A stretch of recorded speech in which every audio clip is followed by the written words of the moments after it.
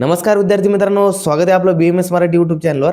तर आजच्या व्हिडिओमध्ये आपण संहिता एक्झामचे जे आन्सर लिहिताना काही पेपरच्या टिप्स वगैरे पाहणार आहे. आता यामध्ये तुम्हाला काही मी मुख्य 9 टिप्स आणलेल्या आहेत आणि ह्या टिप्सचा यूज करून तुम्हाला पेपरमध्ये संहितामध्ये फुल ऑन फुल मार्क पडणार आहे. आता फुल ऑन फुल मार्क म्हणजे किती सर? तर तुम्ही जर थंबनेल पाहिला असेल तर त्यामध्ये तुम्हाला सुरुवातीला सांगतो मी की कसं असतं पेपरचा, आपला संहिताचा पेपर असू द्या, कोणता पेपर असू द्या, काय म्हणता येईल की आपल्याला फुल ऑन फुल 10 पैकी 10 म्हणजे संहितामध्ये तरी देता येत नाही बरं का. कोणत्या टीचरला संहितामध्ये 10 पैकी 10 देता येत नाही. अन्य काही सब्जेक्टमध्ये मिळू शकतात फुल ऑन फुल, पण संहितामध्ये 10 पैकी 10 मिळत नाही. मग सर काय म्हणताय तुम्ही? मग तुम्हाला एक सांगतो, तर संहितामध्ये 10 पैकी 10 नाही मिळू शकत, पण पेपर जर प्रेझेंटेशन तुमचं चांगलं असेल, त्यासोबत ह्या टिप्स वगैरे जर अप्लाय केल्या तर तुम्हाला 9.5 किंवा 9 मार्क इझिली पडून जातील. आणि विचार करा, जर टॉपरला बरं 9 आणि 9.5 मार्क असेल आणि तुम्हाला पण तेवढे पडत असेल, म्हणजे तुम्ही टॉपरच्या रेंजमध्ये येऊ शकता. समजलं ना? आता ह्या व्हिडिओमध्ये तुम्हाला एक्झाममध्ये पेपरमध्ये कशा प्रकारे तुम्हाला पेपर लिहायचा आहे तर हे पूर्ण सांगतो. आता हा BMS फर्स्ट इयरसाठी पण व्हिडिओ असू शकतो, त्यासोबत सेकंड इयरचे विद्यार्थी सुद्धा याला अप्लाय करू शकतात. तसं काही नाही, संहिता हा विषय आपल्या दोन्हीकडे आहे, त्यामुळे तुम्ही दोन्ही विद्यार्थी याला पाहू शकता. आता त्या अगोदर व्हिडिओ सुरुवात करण्या अगोदर तुम्हाला सांगतो, BMS फर्स्ट इयरची जी एक्झाम होणार होती आपली 23 मार्च पासून, त्यामध्ये आपला पेपर होता 10 ते 1 मध्ये. तर आपला रिवाइज टाइम टेबल आलाय. टाइम टेबलमध्ये थोडा चेंजेस पाहायला मिळतोय. त्यामध्ये काय आहे की सुरुवातीला जो 10 ते 1 पेपर होता तो आता दुपारून होणार आहे 2 ते 5. एक्झाम डेटमध्ये काही चेंज झालं नाही. एक्झाम डेट जशाच तसेच. फक्त काय झालंय की जो आपला टाइम टेबल होता, काय होता 10 ते 1 मध्ये होता, तर तो आता 2 ते 5 मध्ये पेपर होणार आहे. फक्त तुम्हाला प्रॅक्टिस करताना दुपारून वेळेसची काय करायचंय, प्रॅक्टिस करायची. कारण जास्तीत जास्त तुम्हाला सेटिंग टाइम वगैरे वाढवायचा आहे. जसं आपलं नीटचा पेपर आपण 2 ते 5 मध्ये देत होतो, त्याचप्रमाणे आपला फर्स्ट इयरचा पेपर सुद्धा द्यायचा आहे. समजला? टाइम टेबल तुम्हाला कळायला काय चेंज झालाय. आता बघूया, आता व्हिडिओला सुरुवात करूया. आता बघा काय म्हटलंय, आता सुरुवातीला आलं की आपण पेपरची जी संहिताचा पेपर असेल, म्हणजे आन्सर लिहिताना तुम्हाला कोणी काही म्हणेल असं लिहा तसं लिहा तसं लिहा, पण मी सांगतो तुम्हाला, जर युनिव्हर्सिटीमध्ये तुम्हाला चांगले मार्क पाहिजे असेल तर अशी सुरुवातने तुम्हाला प्रत्येक म्हणजे क्वेश्चनची सुरुवात करायची. तर कशी सुरुवात करायची, तर आन्सरची रायटिंग करताना तुम्हाला जर एक्झाम विचारला, डायरेक्ट LQ आला यावर्षी बरं, वसंत ऋतू तुम्हाला डायरेक्ट आला की स्पष्ट करा, वसंत ऋतू स्पष्ट करा, किंवा कोणताही ऋतू येऊ द्या, पण आपण एक्झाम्पल धरूया की वसंत ऋतू स्पष्ट करा. तर वसंत ऋतू जर स्पष्ट करा म्हटलं, मग तुम्हाला सुरुवात कशी करायची आन्सरची. आता वसंत ऋतू आपल्याकडे कुठं आचार्य चरकांनी सुद्धा सांगितलंय आणि आचार्य वाघभटांनी सुद्धा आपल्याला सांगितलंय. अष्टांग हृदयमध्ये पण आहे ऋतुचर्या, आणि इकडे जर पाहायला गेलं चरक संहितामध्ये सुद्धा पण आपल्या ऋतुचर्या. मग लिहायची कशी? मग तुम्हाला काय करायचं, मनामध्ये ठरवायचं आपल्याला लिहायची कोणानुसार, अष्टांग हृदयानुसार लिहायची की चरक संहितेनुसार लिहायची. आपण ॲट अ टाइम दोन्ही पण मांडू शकतो किंवा दोन्ही पैकी एक पण मांडू शकतो. असं काही नाही की हे फक्त डिफरन्स असेल तर ते मांडू शकता, म्हणजे चांगले मार्क वगैरे मिळण्यासाठी. पण LQच्या वेळेने जर तुम्हाला मांडायचं आहे तर मी काय सजेस्ट करेन, तुम्हाला कोणत्या एक आचार्यानुसार तुम्ही सजेस्ट करा. मग पुढच्या कसं करणार, आपण कोणत्या आचार्यानुसार लिहिलंय, आपण चरक संहितेनुसार लिहिलं की अष्टांगनुसार लिहायचं. मग त्यासाठीच ही एक्झाम आन्सरची स्टार्टिंग अशी करावी लागते. तर काय करायचं तुम्हाला, आता तुम्हाला वसंत ऋतू आला ना, तर मग अशा प्रकारे करायचं की समजा आचार्य चरक किंवा आचार्य वाघभटनुसार लिहितोय मी, तुम्हाला ऑप्शन देतो. समजा की माझ्यानुसार मी लिहिलं कोणानुसार, आचार्य वाघभटनुसार. मग स्टार्टिंग कशी करायची, तर आचार्य वाघभट यांनी आपल्या ग्रंथात अष्टांग हृदयामध्ये, आचार्य वाघभट यांनी आपल्या ग्रंथात अष्टांग हृदयामध्ये, अष्टांग हृदयामध्ये 3ऱ्या अध्यायामध्ये, कोणता 3रा अध्याय ना आपला, कोणता ऋतुचर्या, तर 3ऱ्या अध्यायामध्ये वसंत, 3ऱ्या अध्यायामध्ये ऋतुचर्यामध्ये, म्हणजे अध्यायाचं नाव पण लिहायचं बरं, अध्यायाचं नाव महत्व आहे. 3रा अध्यायामध्ये ऋतुचर्यामध्ये की काय, की वसंत ऋतू याचे वर्णन केले आहे. कोणी काय केलं की आचार्य वाघभट. अगोदर आपण आचार्यानुसार लिहितोय, कशानुसार लिहितोय आम्ही, ते आन्सरची सुरुवात लिहितोय. आणि आचार्य वाघभट यांनी काय त्यांच्या ग्रंथात, कोणत्या ग्रंथात, की अष्टांग हृदयमध्ये अध्यायाचा 3रा नंबर आला. 3ऱ्या अध्यायामध्ये, म्हणजे पुढच्या कळत त्याला अध्याय सुद्धा माहिती आहे, अध्यायाचं नाव पण माहिती की काय, ऋतुचर्यामध्ये, की ऋतुचर्यामध्ये कोणत्या आपल्या वसंत ऋतूचं आचार्य वाघभट यांनी काय त्यांच्या ग्रंथात त्यांनी वर्णन केले. म्हणजे आपण सुरुवातीला एक्सप्लेन करून टाकलं की असं की आम्हाला आचार्य माहिती आहे, आम्ही आचार्यानुसार लिहितोय. त्यासोबत ग्रंथ सुद्धा लिहिला की अष्टांग हृदय लिहिला. त्यानंतर अध्यायाचा नंबर सुद्धा लिहिला, म्हणजे ह्याला पुढच्या कळून जातं की ह्याचा अभ्यास आहे बाबा, की ह्याने अध्यायाचा नंबर लिहिलाय. त्यानंतर आणखी याला आयडिया लागून जातो की ह्याला काय, की ह्याचं जो अध्यायाचा नाव आहे तर काय ऋतुचर्याला अध्यायाचं नाव पण पाडले. आणि शेवटी यांनी कोणता आपल्याला लिहायचं तो सुद्धा एक्सप्लेन केलाय. म्हणजे 4-5 पॉईंट एका लाईन, म्हणजे 2 लाईन मध्ये जवळपास पहिल्याच पॉईंटमध्ये तुमचे कव्हर होणार आणि पुढच्या आयडिया लागणार आहे. याचा अभ्यास आहे रे बाबा. म्हणजे तुम्हाला जर पाहायचं असेल कशा प्रकारे लिहिता, याचा व्हिडिओ मी ऑलरेडी एक बनवलेला आहे, त्याची तुम्हाला कॉमेंटमध्ये किंवा डिस्क्रिप्शन बॉक्समध्ये चेक करा. डिस्क्रिप्शन बॉक्स काय, विद्यार्थ्याला माहित नसतं काय असतं, जे आपलं काय तर जे काही व्हिडिओचं टायटल वगैरे येतं ना स्क्रीनवरती, त्या टायटलला टच केलं की खाली काय होतं, डिस्क्रिप्शन बॉक्स ओपन होतं आणि त्यामध्ये काय असतो, व्हिडिओचे लिंक वगैरे असेल ते दिले आणि हा व्हिडिओ म्हणजे कशा प्रकारे संहिताचा पेपर प्रेझेंटेशन करतात, तर तो एक सेपरेट व्हिडिओ आहे, तो नक्की जाऊन बघा, तुम्हाला आयडिया लागून जाईल मी कशा प्रकारे म्हणतोय म्हणून. त्यानंतर झालं तर तुम्हाला काय करायचं हे झालं बरं का, म्हणजे स्टार्टिंग आन्सरची सुरुवात करताना कधी पण काय करायचं असं लिहायचं की कोणानुसार लिहिताय तुम्ही ते एक्सप्लेन करायचं, नंतर हे करायचं म्हणजे तुम्हाला काय कोणत्या ग्रंथानुसार लिहिताय काय करायचं ते एक्सप्लेन करायचं, समजलं. त्यानंतर दुसरा काय पॉईंट येतो, तर दुसरा पॉईंट येतो प्रत्येक पेजेसची म्हणजे प्रत्येक आन्सरची सुरुवात करताना तुम्हाला काय करतं, क्वेश्चनमध्ये काय विचारलं ते मेन्शन करायचं अगोदर हेडिंग थ्रू, हे गरजेचं आहे. आता ते म्हणतात काय कसं होतं, कसं काय म्हणतात काय म्हणते सर कसं आम्हाला सांगा एकदा. आता तुम्हाला सांगतो की आपल्याला जर हंसुदक विचारलं पेपरमध्ये आलं की हंसुदक स्पष्ट करा, एससीक्यूला सेपरेट एससीक्यू जर पडला हंसुदक स्पष्ट करा, मग कसं करायचं तर तर आपलं वर काय करायचं, जे काही आन्सरला सुरुवात केली तर आन्सरला सुरुवात करताना वर टाकायचा हंसोदक, सुरुवातीला टाकायचं हंसोदक टाकायचं, इकडून दोन त्याला काय करायचं असं थोडं आपण काय म्हणतो कॉमा टाईप माहित ना का वर की ते मारायचं, खाली एक किंवा दोन काय त्याला खालून अंडरलाईन करायचं, म्हणजे वर काय केलं फक्त एका लाईनमध्ये हंसोदक आणि मग आन्सरला खाली सुरुवात करते. मग आन्सरला कशी सुरुवात करायची, जी मी तुम्हाला सांगितलं ना आचार्य वाघभट नुसार समजा की तिसऱ्या समजा त्यांनी तिसऱ्या अध्यायामध्ये की ऋतुचर्यामध्ये हंसोदकचे वर्णन केले अष्टांग अध्यायामध्ये, तर अशा प्रकारे तुम्हाला वर्णन करायचंय. म्हणजे मग तिथून सुरुवात करीत करीत मग खाली काय चालायचंय, समजलं ना. म्हणजे आता सुरुवातीला तुम्हाला हेडिंग टाकायची, क्वेश्चन मध्ये विचारलं काय तो त्याला कळलं पाहिजे की नेमकं क्वेश्चन कशाबद्दल आहे, त्याला एका शब्दात कळलं पाहिजे. तुम्हाला जे विचारलं असेल, समजा क्वेश्चन मध्ये दुसरं काय विचारलं असेल की तुम्हाला साध्य असाध्य व्याधी दिल्या, मग तुम्हाला काय लिहायचं वर जे हेडिंग असेल ना, तर मग सुरुवातीला सुरू करताना साध्य असाध्य व्याधी आणि करून मग खाली सुरुवात करायचं. मग आचार्य वाघभट किंवा आचार्य चरक यांनी या ग्रंथामध्ये या अध्यायामध्ये त्यानंतर इथं हा वर्णन केलंय, अशा प्रकारे तुम्हाला मांडायचं आहे. एक मिनिट, थोडा सर्दीचा इश्यू असल्यामुळे मला पण सांगण्यात थोडा इश्यू होतोय, पण मी सांगतो बरोबर तुम्हाला समजत असेल. आता हे कळलं ना, आन्सर सुरुवात झालं, 2 पॉईंट झाले आपले की हेडिंग कशी टाकायची, सुरुवातीला हेडिंग टाकायची की जो क्वेश्चन मध्ये विचारला असेल तो मेन पहिला पॉईंट आला पाहिजे, आपल्या क्वेश्चन मध्ये काय विचारले तो लिहायचा.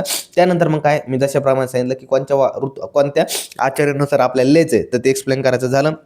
त्यानंतर तिसरा पॉईंट आहे आपला की काय करायचं, प्रत्येक पेज नंबरवर क्वेश्चन नंबर मेन्शन असला गरजेचा आहे. प्रत्येक पेज नंबर जो असेल त्यावरती क्वेश्चन नंबर लिहिणं गरजेचं आहे. तुम्ही काही पण लिहा, एससीक्यूचे 2 पान लिहा किंवा एलक्यूचे 4 ते 5 पान लिहा, पण प्रत्येक पानावर एससीक्यू आणि एलक्यूचा जो काही क्वेश्चन नंबर असेल ABCD, समजा तुम्ही काय लिहिता एलक्यू लिहिता तिसरा एलक्यू लिहिताय, मग क्वेश्चन नंबर 3 आणि एलक्यू मधला पण ए लिहिताय, तर question number 3A, question number 3A, question number 3A, question number 3A, तर असं प्रत्येक पेजवरती तुमचं असलेलं मेन्शन केलेलं गरजेचं असलं पाहिजे. असं काय म्हणतोय मी, कारण की युनिव्हर्सिटीचा नवीन रूल आहे.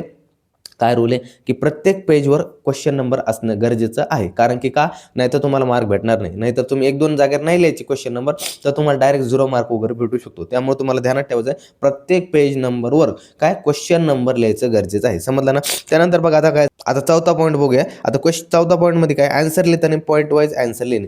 आन्सर तुम्हाला काय करायचं आहे की तुम्हाला तर माहिती असेल की काही विद्यार्थ्यांमध्ये सर आम्ही पुस्तकात पाहतो की सगळं कसं एकदम चिडबिड द्यायला असतं, एकदम पॅसेज थ्रू द्यायला असतो, मग तसं लिहायचं का, तर बाळा अशी चूक करायची नाही. पेपरमध्ये काय करायचं तुला की तुला श्लोक येत असेल तर श्लोक काय करायचं, सुरुवातीला वर काय करायचं श्लोक वगैरे लिहायचा. थोडं श्लोकला काही बॉक्स वगैरे करायची काहीच गरज नाही. श्लोक वगैरे लिहा, त्याच्या खाली रेफरन्स लिहा, कशानुसार लिहिता, अष्टांग हृदयानुसार लिहिता की चरक संहितेनुसार लिहिताय, तर ते तुम्हाला रेफरन्स लिहायचा झाला. त्यानंतर मग काय करायचं, खाली आन्सरला सुरुवात वगैरे केली, त्यानंतर मग तुम्ही ह्यामध्ये काय करायचं पॉईंट वाईज पहिले लिहिली की आता जो आपण म्हणलो ना सुरुवातीला आचार्य चरक किंवा वाघबाडणी, तो एक सेपरेट पॉईंट झाला, संपलं. त्यानंतर मग काय आन्सरला सुरुवात केली, समजा आपण काय केलं वसंत ऋतू, तर वसंत ऋतू मग काय करायचं पॉईंट वाईज. तर सुरुवातीला आपण काय येतो, वसंत ऋतू हा कशात येतो, मग काय येतो काळ, तर काय आदान काळ एक विसर काळ, मग काळ झाला, मग तो झाला. मग त्यानंतर काय होतो ह्याची समजा दुसरा आपण केलेलं समजा आहार विहार, समजा तर आहार हा सेपरेट टाकला. त्यानंतर खाली आहार की काय लिहिलं की वसंत ऋतूमध्ये की अशा प्रकारे, आता वसंत ऋतूमध्ये नॉर्मल काय होतो कफाचा प्रकोप होतो, मग आपण काय करतो कफ जे काही कफाचे जर वाढणार नाही असा आहार घ्यावा, समजा लघु घ्यावा थोडा, की मग त्यानंतर कटू तिक्त असा रसाचा आहार घ्यावा, असं म्हणतो ना आपण. तर मग एक सेपरेट एक लाईन 2 लाईन 1 लाईन असं अशा प्रकारे तुम्हाला पॉईंट वाईज मांडत चालायचं. म्हणजे काय करायचं, कुठेही तुम्हाला मिक्स लिहायचं नाही, पॅसेज थ्रू लिहायचं नाही, सेपरेट पॉईंट वाईज मांडत चालायचं आहे, समजलं.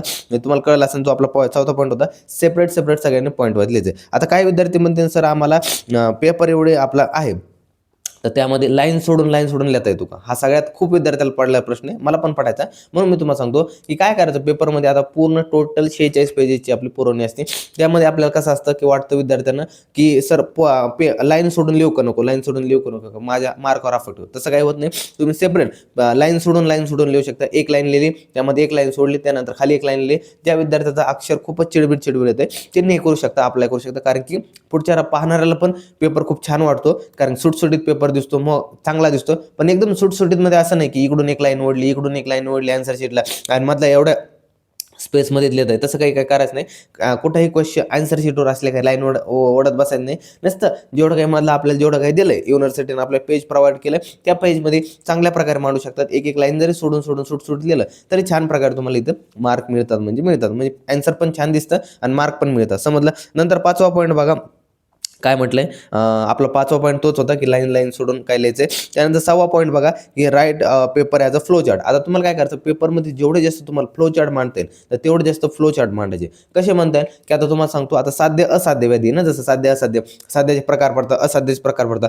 तेच तुम्ही काय केलं की एका पानावर साध्य असाध्य लिहिलं. बरं बघा एसीक्यू आला तुम्हाला साध्य असाध्य लिहा. मग तुम्ही काय केलं, एका पेजेसवरती सेपरेट तो चार्टच काढला. साध्य असाध्य, असाध्य असाध्य व्याधीचे 2 प्रकार, साध्य व्याधी असाध्य व्याधी. मग त्यांचे पण सुख साध्य कृत्य साध्य अशा प्रकारे तुम्ही जर हे जर केले, चार्ट काढला, तर प्रत्येक म्हणजे तुम्हाला जिथं जमा तिथं तुम्हाला आणखी पर्याय माहीत असेल तर पर्यायाचे सुद्धा पण तुम्ही केला, पर्याय नाव टाकलं आणि त्याचे काय केला, एक चार्ट केला. म्हणजे चार्ट म्हणजे एक फ्लो चार्ट केला आणि त्या पर्यायाचे 4 पर्याय तुम्हाला माहिती आहे तर तुम्ही अशा प्रकारे मांडले. किंवा तुम्हाला आणखी माहिती आहार, आता सांगतो ऋतूमधला आहार, तर आहारमध्ये तुम्ही केला आहारमध्ये दिलेला आणि त्याच्या साईडला असे ॲरो करून वगैरे तुम्ही मांडलं की हा आहार घ्यावं, हा घ्यावं, हा घ्यावं, हा घ्यावं, हा घ्यावं. समजते मी काय म्हणतो, की एक काय केलं, समजा मधात आहार नाव टाकलं आणि इकडे असं तुम्ही एका पेजवर सेपरेट आहारच लिहिला. म्हणजे पाहणाऱ्याला पण वाटन की यार काय पेपर लिहिला. मग विहार पण तसंच केला. मग त्यानंतर तुम्ही ऋतू लिहिताना पूर्ण चार्टमध्ये जर ऋतू लिहिला, तुम्हाला सांगतो की तुमचे मार्क खूप जास्त इन्क्रीज होतील. ॲज तुम्ही जे विद्यार्थी बघा 2 पेपर मांडून ठेवा समोरासमोर, जे विद्यार्थी एक लाईन असे लिहित आहे आणि दुसरा विद्यार्थी काय करतो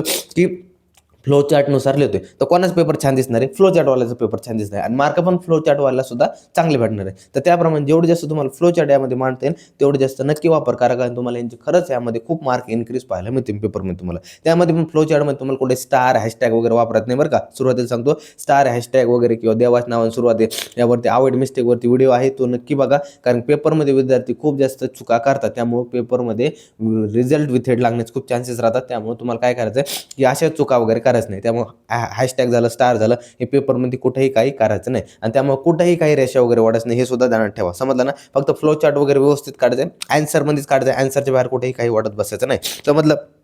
आता 7वं बघा, आता 7वं काय आपल्यासाठी बघा की मेन जो काय आपला वर्ड असणार त्याच्या खाली सिंगल लाईन करणं. आता तुम्हाला एक सांगतो, जसं तुम्ही आन्सर लिहित चालता ना, त्यामुळे तुम्हाला असं माहिती आहे की एखादी व्याख्या लिहिली आपण, की एखादी व्याख्या काय लिहिली, साध्य व्याधीमध्ये काय, असाध्य म्हणजे काय, जे साध्य व्याधी म्हणजे काय, ज्यांच्यावर म्हणजे आपण साध्य वगैरे करू शकतो, जे काही साध्य होतील बाबा. तर मग आपण काय केलं, साध्य शेवटी ह्यालाच आपण काय म्हणतो, यालाच आपण हे म्हणतात, तर हे म्हणतात ना आपण की डॅश म्हणतात. मग त्याच्या खाली काय करतात, आपल्याला जे काही म्हणायचं त्याच्या खाली एक लाईन ओढून द्यायची की पुढच्याला कळून जातो की नाही हे लिहिलंय बरं का, ह्याच्याबद्दल मांडलंय बरं का, ह्याच्याबद्दल मांडलंय बरं का. म्हणजे एक लाईन ओढली का किंवा एखादा महत्त्वाचा शब्द असेल झालं. तिसरा झाला आपला पॉईंट कव्हर. आता आपण काय केलं की आपल्याकडे शरद ऋतू येतो, शरद ऋतूमध्ये काय केलं तुम्ही, असं केलं, शरद ऋतूमध्ये काय येतो, आपला हंसोदक येतो. मग तुम्ही असलेलं शरद ऋतूमध्ये हंसोदक येतो, मग त्यामुळे तुम्ही केलं हंसोदकच्या खाली लाईन केली आहे. बरं, मग पुढच्याला काय करतं की काय केलं की शरद ऋतूमध्ये हंसोदक येते असं आपल्याला सांगण्याचा प्रयत्न करतो. म्हणजे त्याला पुढच्याला काय जाते, डायरेक्ट नजर जाते त्याच्यावरती, ॲन्सरवरती, हा मांडण्यास काय प्रयत्न करतो. मग त्याला पण मग जास्त वाचायची गरज पडत नाही, तो एक दोन लाईन वाचतो आणि डायरेक्ट फुल मार्क देऊन पुढं चालतो. तर अशा प्रकारे हे काही पेपरच्या टिप्स असतात की तुम्हाला जास्तीत जास्त काय होतं, मार्क इन्क्रीज करतात. नंतर बघा, जमलंच तर मॉडर्न आणि कुठं आयुर्वेद रिलेशन असेल तर मांडण्याचा प्रयत्न करायचा. जर तुम्हाला कोणत्या पार्टचं मॉडर्न आणि आयुर्वेदचं रिलेशन माहीत असेल, जसं की आपण करतो ना, बोन वगैरे विचारला तर आपल्याला एखादा बोन विचारला, आपण काय करतो, सुरुवातीला आयुर्वेदनुसार सुरुवात करतो, नंतर मग काय जेव्हा बोन विचारला असेल त्याला मॉडर्ननुसार लिहितो. त्याचप्रमाणे तुम्हाला संहितामध्ये कुठेही आयुर्वेद प्लस मॉडर्न दोन्ही काही कोरिलेशन माहीत असेल, जवळपास आयुर्वेदमध्ये अशा प्रकारे दिलं आहे आणि मॉडर्ननुसार याला आपण असं कोरिलेट करू शकतो, तर त्याप्रमाणे तुम्ही लिहू शकता पेपरमध्ये आणि यामध्ये तुम्हाला खूप जास्त मार्क पडतात. जर येत असेल तर लिहा, नसेल येत तर सोडून द्या. येत असेल तर काय म्हणतो, ज्या विद्यार्थ्याला चांगला अभ्यास असेल त्यांनी नक्की प्रयत्न करा, कारण तुम्हाला यामध्ये चांगले मार्क पडतात. कारण की सेकंड इयरला वगैरे येतात तर ह्याचा नक्की तुम्हाला फायदा वगैरे होईल. कारण की मोस्ट ऑफ द सेकंड इयरला वगैरे आहे तर आपल्याला काय आयुर्वेद मॉडर्नचं कोरिलेशन करून जास्त ॲन्सर लिहिले तर खूप चांगले मार्क मिळतात. त्यामुळे फर्स्ट इयरची चांगली टिप्स राहील, IMP टिप्स राहील. तुम्हाला जर मॉडर्नचा कुठेही पार्ट माहिती असेल ह्याबद्दल, असं आपल्या आहे रिसर्च वगैरे माहिती किंवा काही पण माहिती त्याबद्दल मॉडर्ननुसार, तर त्यामध्ये तुम्ही नक्की मांडण्याचा प्रयत्न करा. यामध्ये तुम्हाला चांगले मार्क म्हणजे मिळतीलच, चांगले मार्क मिळतील. आता झालं तर 9 टिप्स होते आजचे. बघा आता शेवटची टिप्स आहे बरं का तर शेवटची टिप्स काय तर तुम्हाला पेपरमध्ये SQ असेल तर SQ 2 ते 3 पेजेस लिहायचा प्रयत्न करायचा आहे आणि LAQ असेल तर 4 ते 5 पानं लिहायचा प्रयत्न करायचा. खूप विद्यार्थ्यांचा प्रश्न होता, सर SQ असेल तर SQ किती पेजेस लिहायचा आणि LAQ किती पेजेस लिहायचा आहे? तर SQ तुम्हाला 2 ते 3 पानं लिहिण्याचा प्रयत्न करायचा आहे. जास्तीत जास्त 3 लिहा, कमीत कमी 2 लिहा, ह्याच्यापेक्षा खाली कोणी लिहू नका.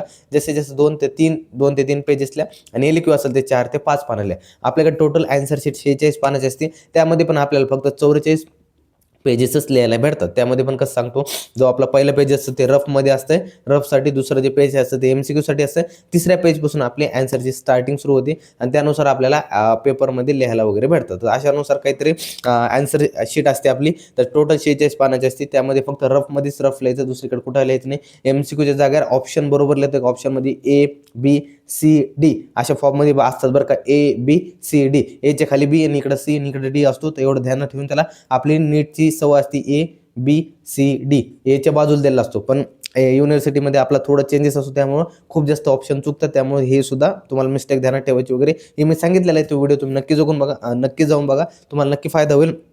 अशा प्रकारे आजचा टोटल व्हिडिओ होता. थोडी तब्येत माझी पण डाऊन असल्यामुळे मला पण जास्त काही तुम्हाला बरोबर सांगण्यात नाही आलं, पण माझ्या भावना तुमच्यापर्यंत पोहोचल्या असतील हे मला नक्की खात्री आहे. तुम्हाला कळलं असेल आजच्या व्हिडिओचा मेन कंटेंट काय होता, मेन एम काय होता, मेन उद्देश काय होता. तर तुम्हाला चांगल्या प्रकारे कळलं असेल कशा प्रकारे पेपर लिहायचा काय नाही. ज्यांना नसेल कळलं त्यांनी मला नक्की पुन्हा एकदा सांगा. ज्यांना कळलं असेल त्यांनी नक्की वा तारीफ करा आणि आपल्या मित्रमैत्रिणींसोबत जास्तीत जास्त शेअर करा, जेणेकरून त्यांचा सुद्धा फायदा नक्की होईल. सगळ्यांची हेल्प करा, कारण की हे पेपर दिवसामध्ये देव बघत असतो. कारण ह्या दिवसात जर तुम्ही एका दुसऱ्यात चांगली मदत केली तर तुम्ही सुद्धा पास होतात, आणि जर नाही केली वगैरे तरी सुद्धा पास होतात. मग आपापले कर्म राहिले. पण एक सांगतो, शेवटच्या दिवसात चांगला अभ्यास करा, सकारात्मक राहा, स्वतःवरती विश्वास ठेवा.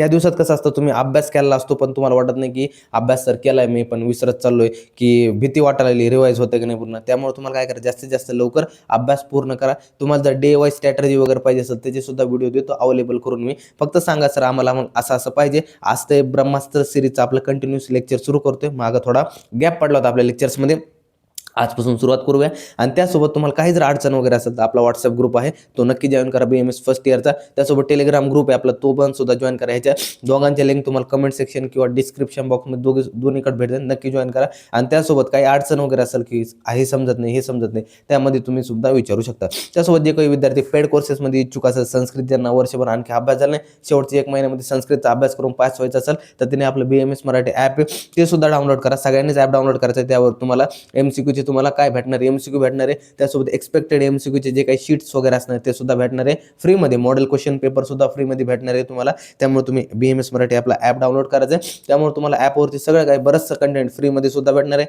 आणि जे विद्यार्थी पेडमध्ये इच्छुक असेल त्यांना शेवटच्या महिन्यामध्ये संस्कृत हा विषयाचा क्लासेस वगैरे करून पास करायचं असेल तर नक्की जा.